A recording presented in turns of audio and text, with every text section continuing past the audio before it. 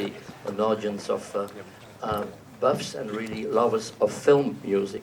There are also many of our guests in the theater, our guests who will be later on this evening attending the World Soundtrack ceremony and orchestra and concerts.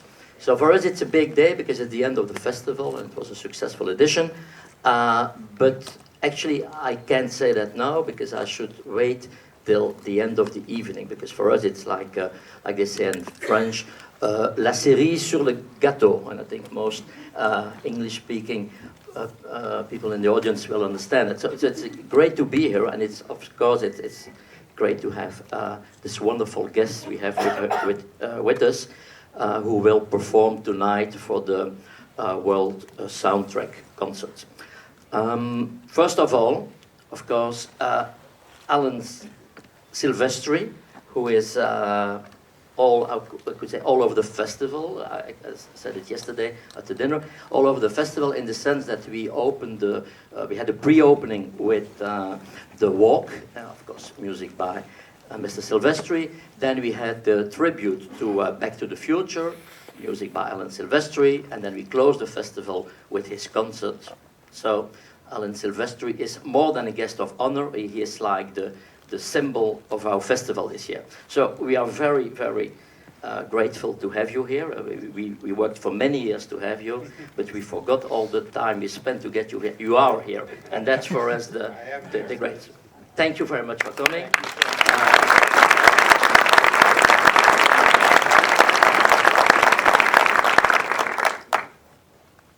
On my left side, we have Patrick Doyle. Patrick Doyle is here because he will receive the well-deserved Lifetime Achievement Award, which is also, let's say, the prize that is given for a career.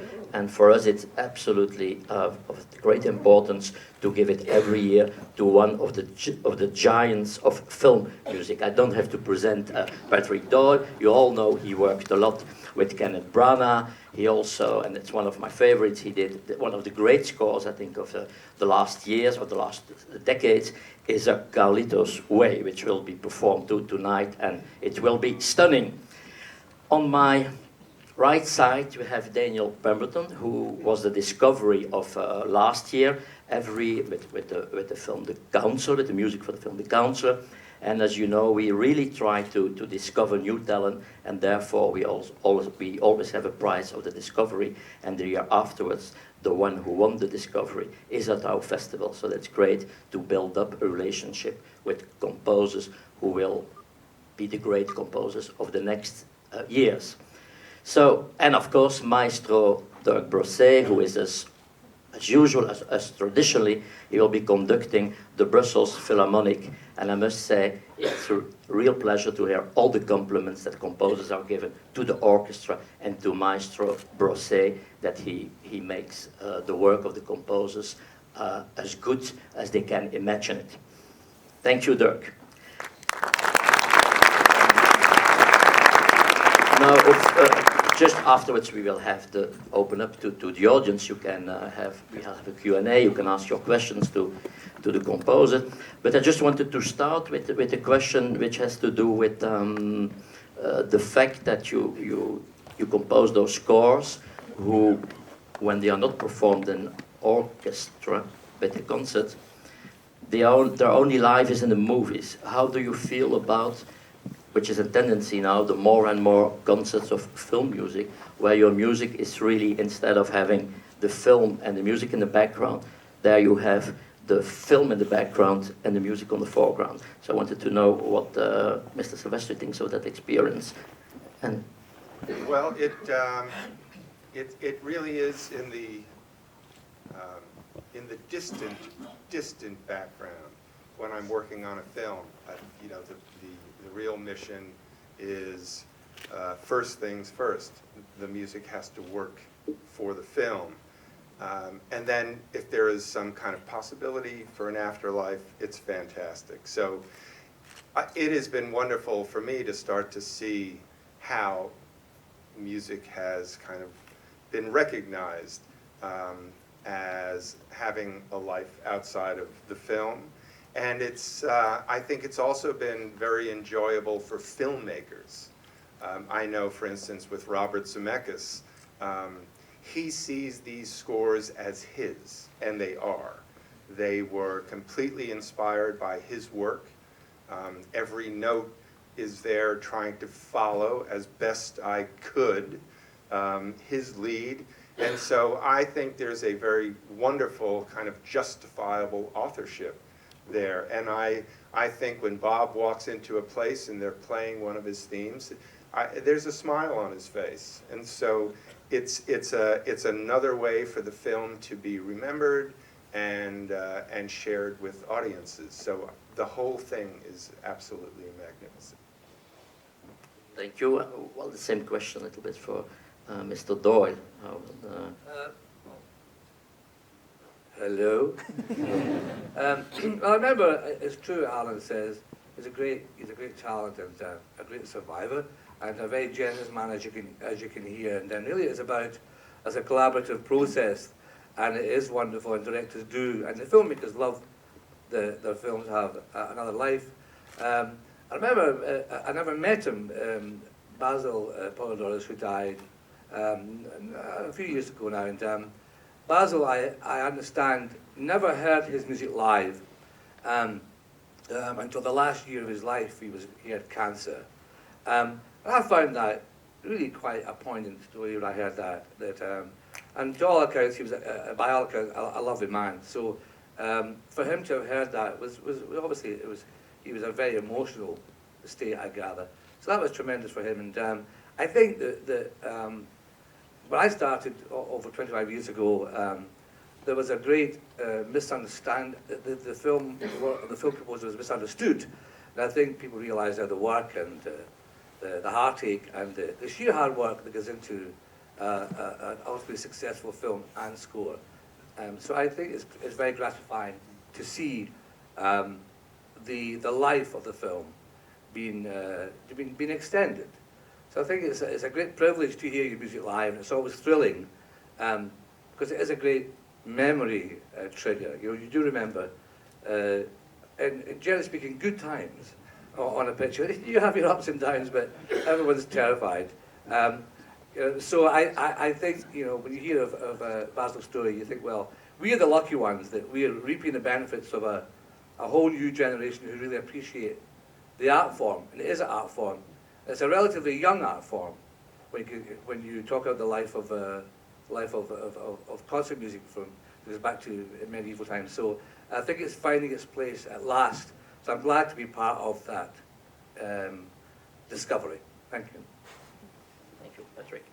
Yes, and Daniel, tonight you are playing, actually, I think it will be in world premiere, some music of your new score. That's the film of Danny Boyle, Steve Jobs, which is a brand new film. We haven't seen it yet. How are your feelings to have your music performed, and even without that the film will be shown here, that actually we will discover the film through your music? Yeah, I mean, it's great. I mean, I don't really get my music performed, so this is like really the first time. So it's a real treat and an honour to have that happening. And also, it's quite an odd piece we're doing from Steve Jobs, because a lot of the score is quite electronic, but there's a opera piece in the film, which is unusual for what you'd expect for that kind of movie. So it'd be interesting to see how that goes down. But it's lovely to just work with all those musicians and the choir, and with Dirk. I think it's going to be really spectacular, and also just be the warm-up guy for these excellent composers. So. Thank you. It's often said that in film history you have great collaborations between directors and composers. There are many examples from Hitchcock, Bernard Herrmann, Sergio Leone, Morricone, so many. And also we have two composers here who have done very different work and work for many different directors, but still they are attached to one particular director each. And I wanted to know, maybe I can start now with Patrick. what makes, I can imagine that you get to know the director, but what's the special gratification and also the creative drive when you work with the same director? How does that feel? Well, it's so personal to each composer and director. And I can only say that in working with Ken, it's really to do with a complete sort of comfort zone that you both inhabit. He can be totally relaxed in himself and be honest and frank, and likewise. And it's about a man who deeply respects all aspects of filmmaking. Every department. He's extremely generous about the process of creating any kind of art, very respectful of each department, including the music. And the treatment I get is no different from any other department. He has a great respect for the narrative and tremendous respect for the process, how difficult it is. And he's an extraordinary calm and just a calm person, and very focused. And it's very inspiring, but also very funny. And I like to have a laugh. It sounds very frivolous, but it's the way I survived. You know, I'm from 12 mad brothers and sisters, and it was a bit of a comedy routine every time you woke up, you know. So life was pretty tough. He's a very funny guy, and people don't know that. He's a very funny, he's just a very funny person. We have a great laugh, and I think once you sort of break that barrier and you can have that kind of fun together, the process is a lot easier. Also, there's a shorthand that develops between people that you can read each other's mind. It's kind of scary actually, because it's a real telepathic thing, you know, and it surprises us both at times. It's kind of weird how you can just read each other's thoughts. But a lot of it's to do with the fact that you listen to the director. It seems an obvious thing to say, listen to someone who you really admire. I think he's a tremendous inspiration. Certain people are. They've got an incredible just ability and skill to... I remember there was one time I was in Los Angeles, and I can't remember the crisis, but there's many crises. And I thought, what would Ken Branagh do at this point? You know, that's how inspirational he is. And I was telling this story, because it's strange, because only the other day I was sitting in the car thinking, what would Ken Branagh do at this point? Because he didn't know himself, you know, because I give him so much sort of respect in that he really is incredibly focused. So the whole process becomes just focused and enjoyable. I don't know if that helps too. Sure. I forgot to mention, of course, it's Kenneth Branagh, but you all know that. Now, for Mr. Silvestri, it's of course the collaboration with Robert Zemeckis. I'm curious about. Well, I first met Bob on Romancing the Stone. I think it was about 33 years ago. And I've done every one of his films since. And I think The Walk now is number 19. And he's never worked with any other composers since we started. And Patrick gave me a wonderful compliment earlier. He said, I was a survivor. And that's what we're really doing when we're out doing the job. And we're doing it every day. And I think there's something about a long-term relationship that really is powerful. I've been with my beautiful wife Sandra for 37 years. There's something that happens over time that is different. The way you emotionally interact, Patrick spoke about the shorthand that happens in a long-term relationship. And so with Bob Zemeckis, I can't imagine a more wonderful collaboration for a composer. And the reason I say that is he does his work. And I think any of us who have done this job have had the experience of a director describing a scene that we've just watched, and the feeling is, we don't know what movie he's talking about.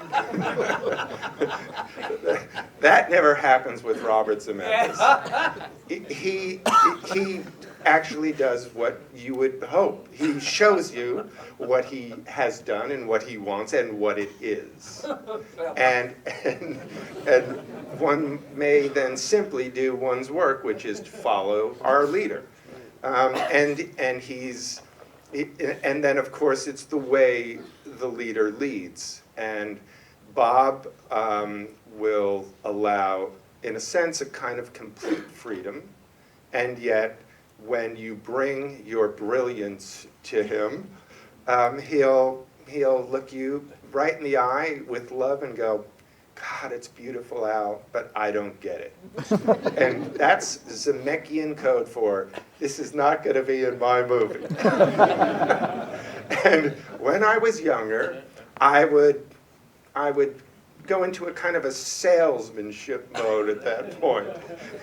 And this is another thing about a long-term relationship. I have learned about Bob, and one of the most important things I've learned about Bob over the 33 years is how truly brilliant he really is, and how when you have any kind of interaction with Bob Zemeckis about his movie, you better be listening, and you better understand that everything is conveying information to you. And I have really felt that I've grown up in my profession through my interaction with Bob. And we always had this, just a quick story, I feel like I'm talking too long, but there's a quick story. For many of the first films we did, there was always one cue in the movie where I got that response. Al, it's beautiful, I don't get it. And looking back, it was a real kind of passive-aggressive thing on my part. And it was in large part because I didn't really believe he was as brilliant as he was. I had to learn about this. We don't have those moments. We haven't had them maybe for the last 5 or 6 films. And I think it's because of something that I've learned through this long-term relationship. And you couldn't learn it, at least I couldn't, any other way. So it's been an amazing thing for me. He has changed my life creatively, financially, and in every way. And it's amazing. If we have one of these in our career, we are the luckiest folks. And it should For also sure. be, I think, in the Guinness Book of Records, because I don't think that there's such a long, lasting relationship with the director and the composer. Sometimes it's only like 10 years with Hitchcock and Bernard Herrmann, and I think it's really should be in the Guinness Book of Records. Thank you. Well, I propose a long-time relationship with the director. That's a question I should ask you in a couple of years while you're sitting here. Okay. Yeah, we'll do that. I would like to ask Maestro Brosse to. We didn't prepare this, so I hope I don't ask something which is impossible or that you don't like to do. Could you describe, from your musical point of view as a conductor and also being a composer, what are the specific qualities of the music of Alan Silvestri and of Patrick Doyle and of Daniel Pemberton? Sorry to surprise you with this question. It's a rather an easy question. Oh. Maybe you can give the answer. Yeah. No. First of all, I personally love the work they do. The other thing is the kind of music they write. It's part of, I would say, the collective memory.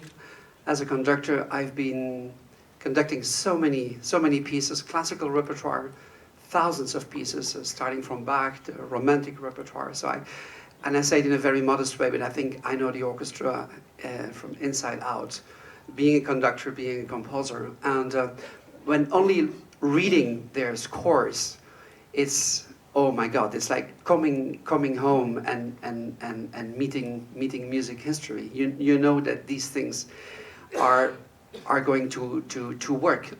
Give me an example. As you know, there's this year, just like many other years, we have a composition contest. So every year we receive like 50, 60, 70 scores from young composers from all over the world. And the first thing I do is selecting them by just reading the scores. And you can tell immediately whether something will sound well or not.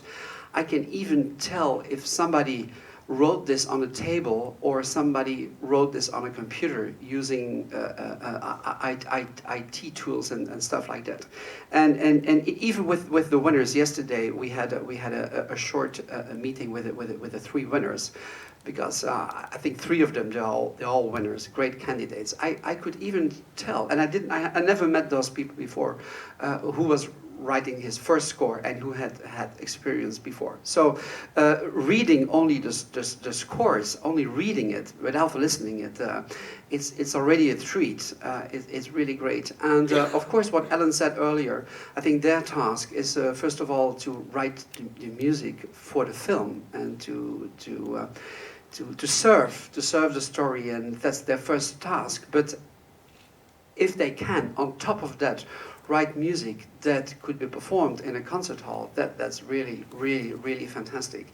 And that's the case with them. I'm very happy that, and now I go really into your question, what makes it typical? I think and this is something very personal, what I like very much in film music in general, but also when it's used afterwards in a concert hall situation, is that there is a contour, there is like a melody, and I think this is very, very, very important. And we all know that the neurologist and musicologist Oliver Sacks, who unfortunately passed away a couple of weeks ago in New York, he did his entire life research on the brain. So when we listen to music, what stays in the brain, what we forget and what we keep? There are two elements that we keep. One element is the rhythm, and the other element is the melody, and all the rest we kind of forget. And this is very, very important for a concert goer, for a listener, for an audience member, but also I think for a performer. And I think all the scores that we will be performing tonight, including Daniel's score, they have melody. And yesterday in the car we had a discussion about more and more directors. They want to ban the melody. They are afraid of melody. So nowadays a lot of directors are asking the composers to make like colors and clusters, and please stay as far away as possible from melody. Make it sparse. Even if you make a melody with 3 notes, they say, oh, it's too much, it will take away attention from what I want to say. And I think that makes this works of those two great composers unique and fantastic. So it's like coming home in the music history, and they both have their musical signature. So from the very first note, whether it is melody, whether it is orchestration, whether it is timbre, whether it is a rhythm, you immediately, when you're an insider, and we are all insider and music lovers, we can say, oh, this is another Patrick Doyle score. Oh, this is another Alan Silvestri score. I just love it. I think I have the most beautiful job in the world. Thank you. Thank you, Dirk.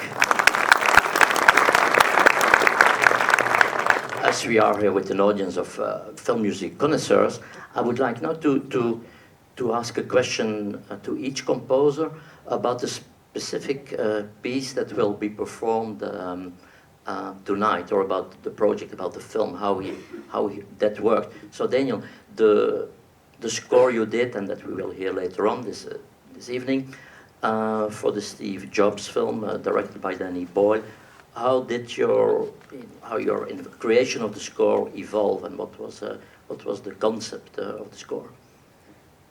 There's a long answer, which I won't give you. But basically, the film is in 3 acts, and when I first met Danny, he talked about it. The first act, it's all set at these 3 product launches of these 3 products backstage. And then he described the first act as Vision, which is the launch of the Macintosh in 1984. The second act is Revenge, which is when Steve Jobs has left Apple, sets up a new company to get revenge on his former boss. And then the third act as Wisdom, when he kind of realizes his dream of computing, but also the mistakes he might have made in his life with the launch of the iMac. And the first act is like analog electronics, and the third act is like digital music. And the second act, we basically wrote an orchestral score and wrote an opera. It's in the San Francisco Opera House. It's kind of very flamboyant and dramatic, which is like totally at odds with some of the other parts of the film. So it's just an interesting way of telling the story in three different ways and reflecting different aspects of Steve's life. And it makes a lot more sense to have a huge orchestra playing great orchestral music than the keyboard going dong, dong, dong, dong, dong, which is kind of what happens in the third act.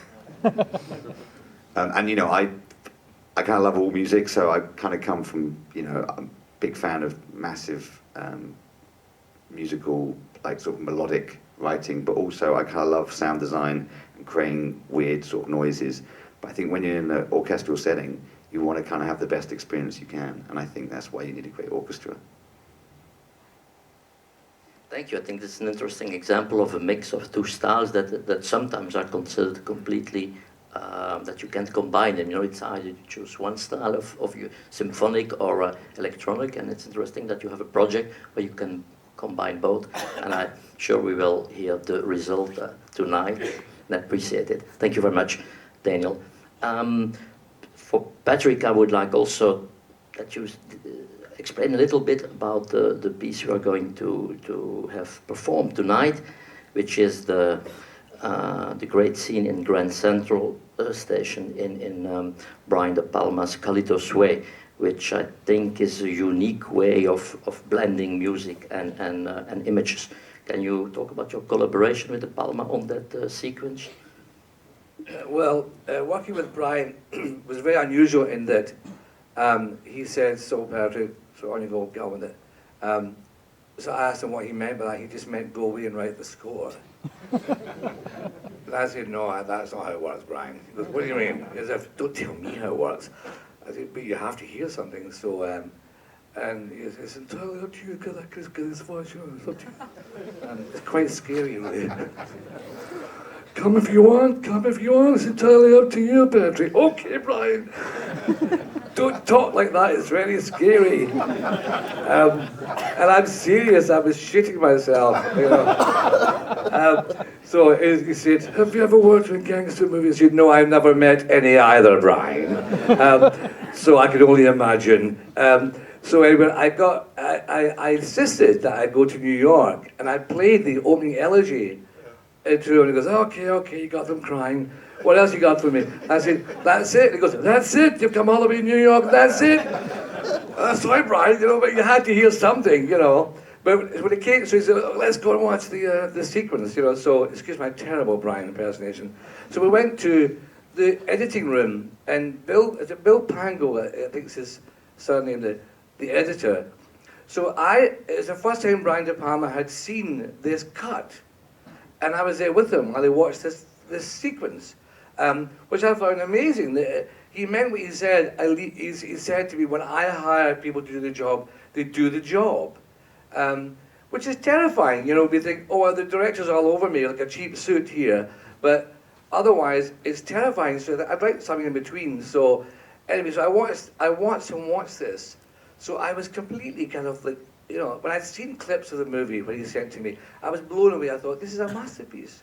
It's just the way he moves the camera, this sort of operatic nature of it, the beautiful acting, the extraordinary lighting, and it was just, I thought, my God, I knew this is a masterpiece. I thought, how am I going to get in amongst this? And all the source music as well. I thought, how am I going to get in amongst this? I watched this sequence, and so he was intent, you know, and the editor was very nervous. It was the old-fashioned, what do you call it? I think this scene, but the old-fashioned one before digital.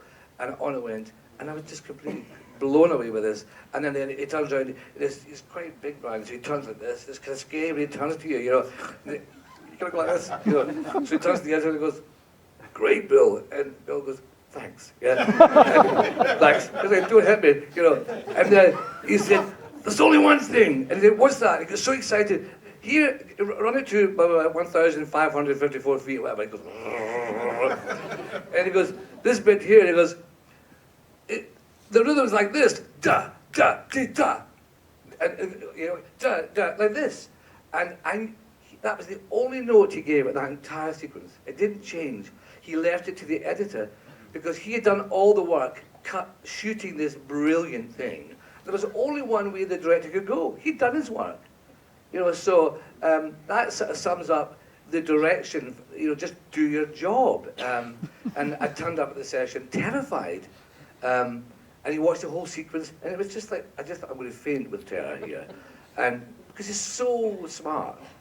You're working with a really, and of course, he drew his hand along the score for the opening and went, Patrick, there's too much movement down here.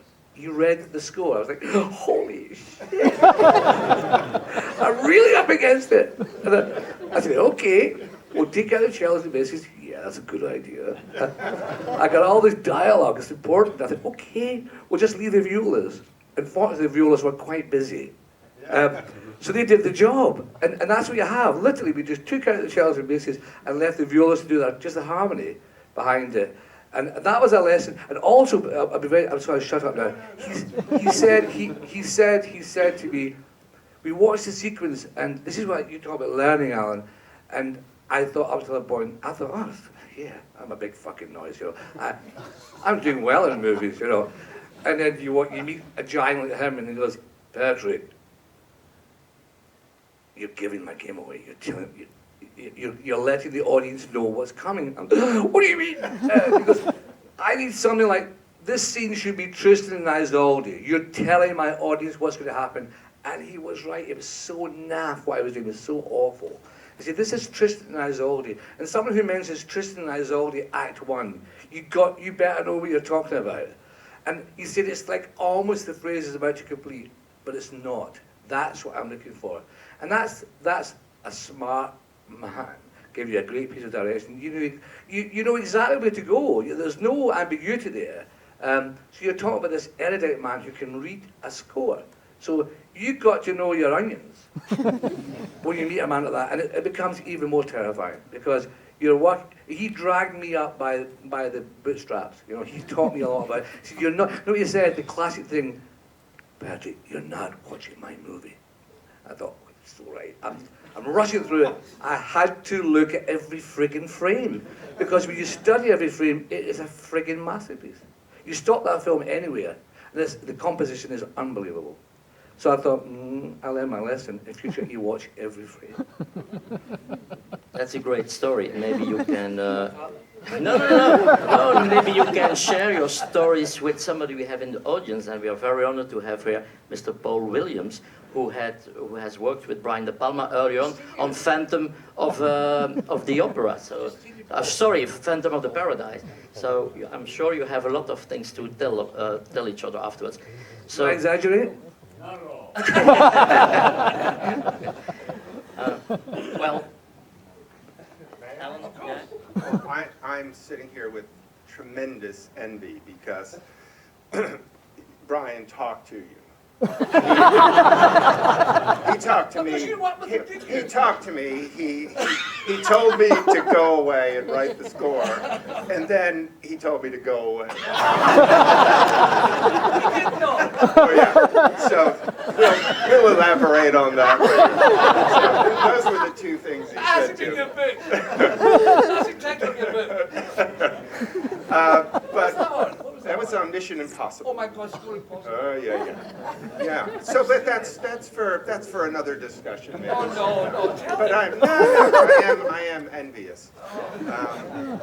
One of the things we're playing tonight, I kind of last minute because the film has just come out and it's actually out in first run now. Is I put a you could call it a suite from the walk, and this is a story that Bob Zemeckis was attracted to literally 10 years ago.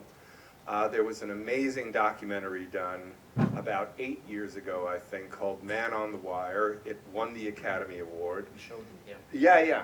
And it's a story about a young man, I think he was 24 years old at the time, and he decided he was going to stretch a wire between the twin towers of the World Trade Center and walk. And so this was an interesting challenge for me. And you know, Bob is, as I mentioned earlier, he's always very direct, and we're sitting spotting this film, and it was something he was very passionate about, and certainly the walk itself, he was extremely passionate about. And he even described that when Philippe Petit wire walked the World Trade Center, he did it early in the morning. They had been up all night planning and actually stretching the wire. And he was on the wire for 45 minutes. And there were some stills that were taken, but no one ever got it together to have a movie camera or even begin to shoot any kind of film. So there is no film footage of this walk. So we had the spotting session, which we all normally have, and we get to the walk, which is really the last third of the film, and Bob turns to me and he said, so, you know, Al, I don't have a lot going on up here. I mean, I've got Joseph Gordon-Levitt, who's, you know, doing great. Once in a while we have a little wind. And he said, I'm going to be looking to you to help me. I go, okay, Bob. And then he ends by saying, and you and I are going to get this right. So that's when your stomach, which usually is here, winds up like kind of near your shoulder somehow. Anyway, I did the normal thing. I went home and just, you know, got scared and nervous. And I did the normal thing by doing anything I could to not go on the wire. I started with the source music, I started with the street music, and the first cue that was going to be a promise of whatever thematically would happen on the wire appeared in the first reel. And I did something, and it was nice. And I sent it to Bob, and I got this